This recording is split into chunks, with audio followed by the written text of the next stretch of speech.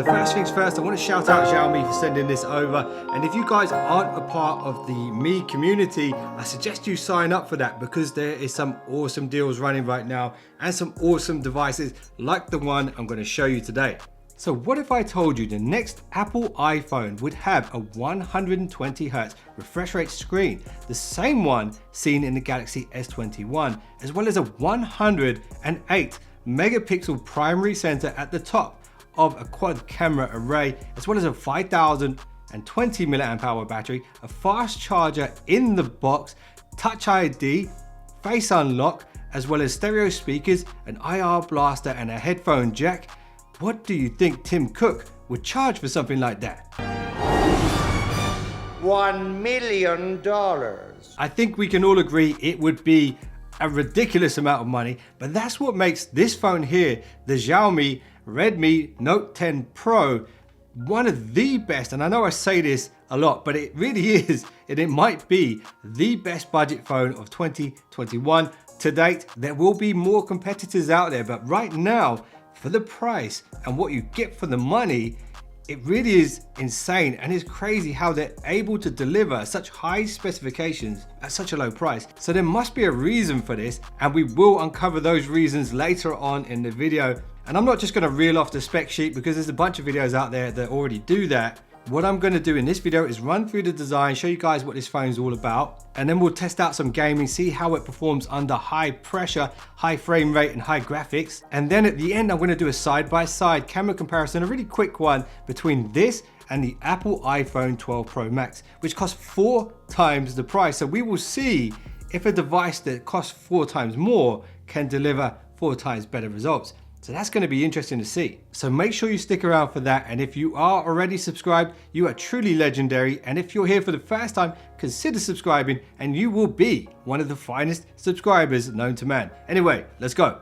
So let's run through the awesomeness of the Redmi Note 10 Pro very quickly. So the screen itself is huge, it's 6.7 inches. It has amazing color reproduction thanks to that Super AMOLED, that Samsung Super AMOLED display. It's got that 120Hz that I mentioned, which makes everything appear to be really smooth, really seamless. All the transitions and the animations are silky smooth. The operating system is Xiaomi Skin over Android 11, which means that if you've used the Samsung or pretty much any Android phone in the past, you'll be right at home here on the Xiaomi Redmi Note 10 Pro. Now, I've heard people say that the back of this device is plastic, and then I've heard some people say the back of the device is Gorilla Glass 5.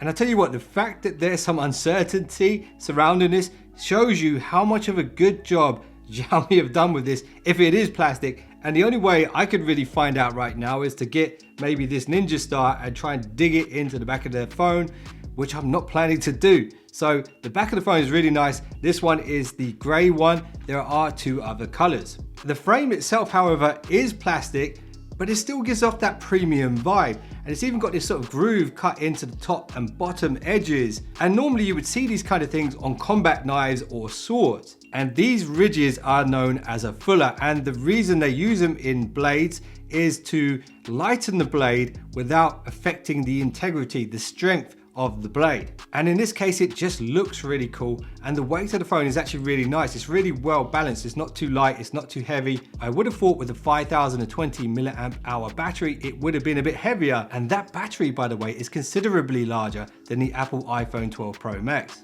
So when it comes to battery life on a day-to-day basis, if you use this phone normally, like a normal person, whatever that is, you'll get around 20% battery at the end of most days. However, if you're doing some heavy gaming for hours on end, you can drain this battery in a day, but it charges super quick. And you got the charger in the box. Now let's talk about the chipset on the Redmi Note 10 Pro. So of course, they haven't gone with a flagship chipset because that is one of the most expensive elements you could put in a phone. And how can they deliver a phone at this price point by doing that? So they haven't. But what they have done is gone for a really formidable chipset in the form of the Snapdragon 732G. And this processor is designed for graphics, multitasking. It's going to deliver high quality audio, all the stuff you want from a phone. And the G is for gaming, and that takes me nicely onto the gaming test. Let's see how this holds up under really high frame rates and really high graphic settings. And if you guys want to skip past this segment, there are some timestamps below this video, so you can skip to the photo side-by-side comparison with the iPhone if you want. All right, so we got a bit of Call of Duty action happening here. We'll go into the settings here, we'll go to graphics, and you can see straight away we're already on the highest graphic setting that we can do. We've also got a very high frame rate as well. We're not maxed out yet, so let's see how it plays with these two on very high. And it's important to remember, guys, we've also got the stereo speaker action happening here as well. So we do have a downward firing speaker here and on the top as well. But if you hold it just right, you don't block those, which is good. And the sound quality I've noticed on this is very good as well. Turn it up a bit.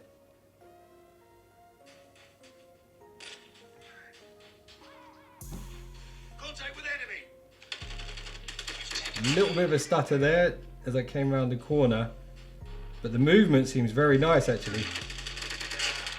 Very responsive screen. One of the things I didn't mention yet is that this has actually got a 240 Hz touch sampling rate.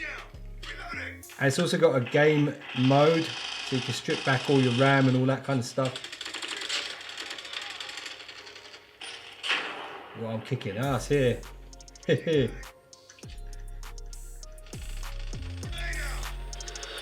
Gotta actually hit that guy with that grenade.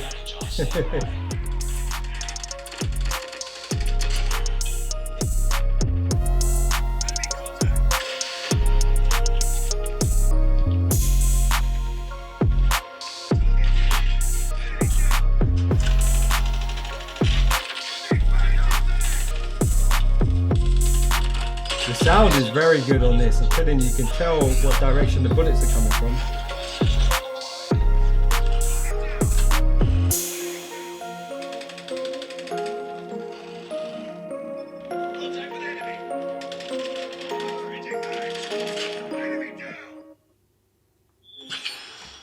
So there we go, that's the first test run with the high graphics, very high graphics and very high frame rate. We can go even higher with the frame rate, but not to the 120 Hz, unfortunately. I got the game ending kill there.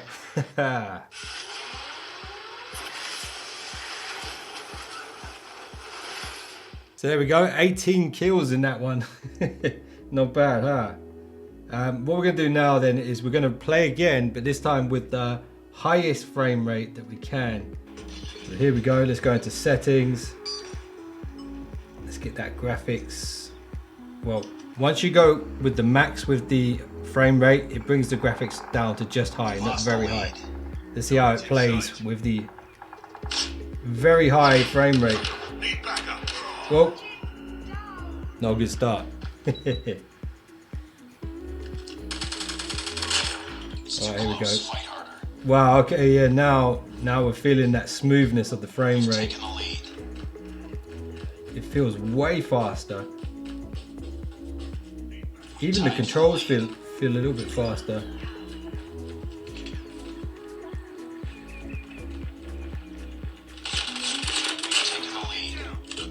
Wow, that feels nice and it looks nice.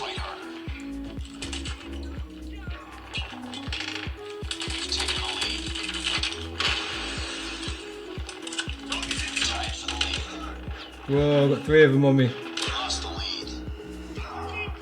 Well, it's matched me up with a harder team this time for sure. After that 19 kill.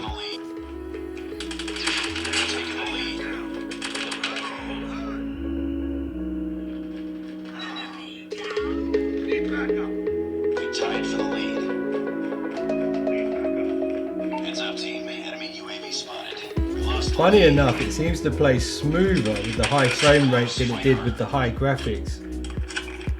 We lost the lead. Enemy contact. We're tied for the lead. We lost the lead.